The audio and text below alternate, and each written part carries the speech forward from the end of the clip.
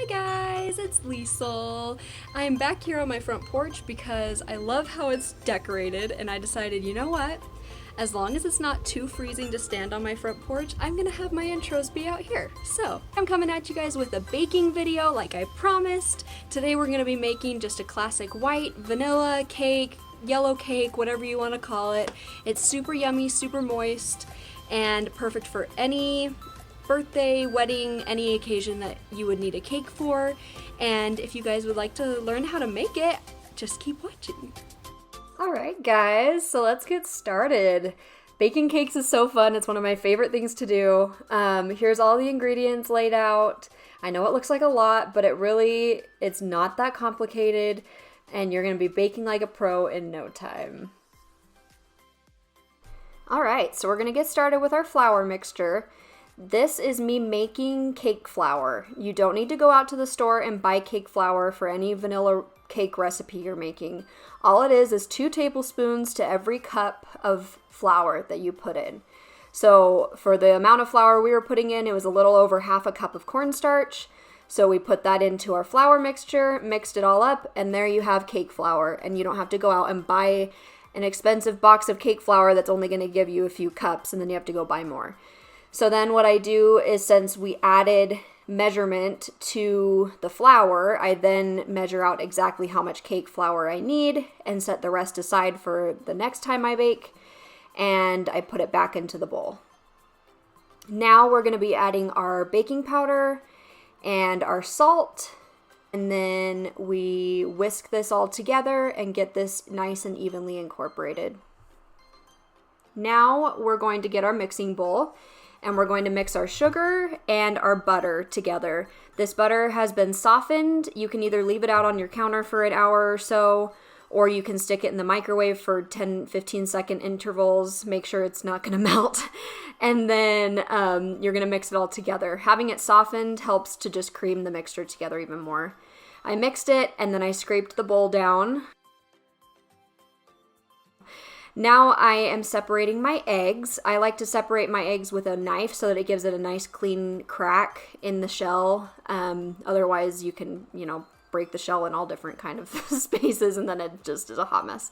And then I added all of my egg whites, and I mixed this again. I start on low because the liquid of the egg whites can go all over the place, but then I speed it up, and then while that's mixing, I make my buttermilk. And this is another easy trick. You don't need to buy buttermilk. You can make your own. All it is 1 tablespoon of vinegar to every cup of milk, and you let it sit for 5 minutes, let it curdle up, and it'll act the same as buttermilk that you would buy at the store, and it saves you so much money.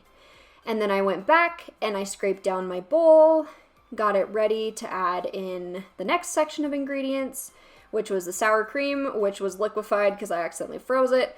And then my vanilla, which I use Mexican vanilla because I think it's the best, but any kind of vanilla will work. Then I mixed this together on low at first and then speed it up a little bit. This is the texture that I like to keep mine at. It looks really unappetizing, but it's fine because it's going to come together, I promise. Then we scrape the bowl, and now we're adding in our flour and our buttermilk. And we're basically going to be alternating adding the flour mixture and the buttermilk mixture.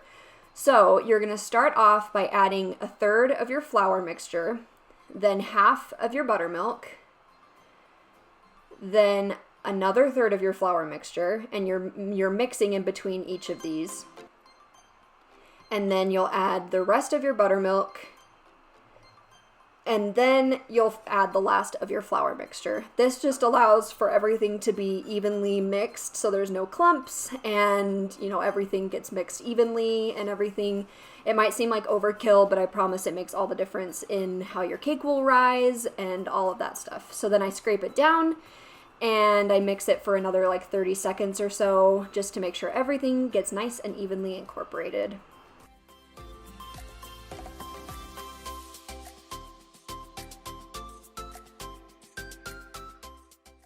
Now I'm preheating my oven to 325, and it's time to prep our pans.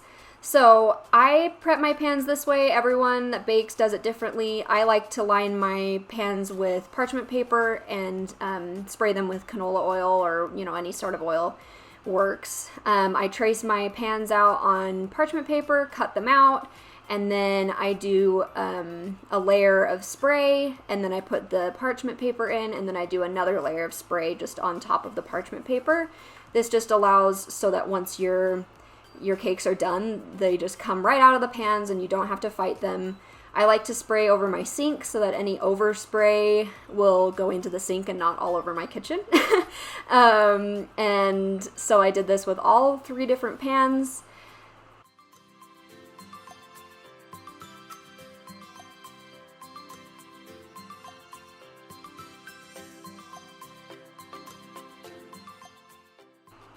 And then I evenly distributed my batter into my pans and stuck them in the oven. They bake for about 30-35 minutes. It depends on your oven. So make sure you're checking them with a toothpick when it comes down to the last, like 5 minutes or so.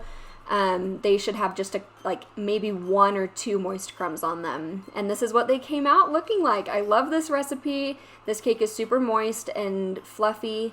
If you try it out, make sure to tag me at Little Liesl Creations, and I will see you guys next time. Thanks!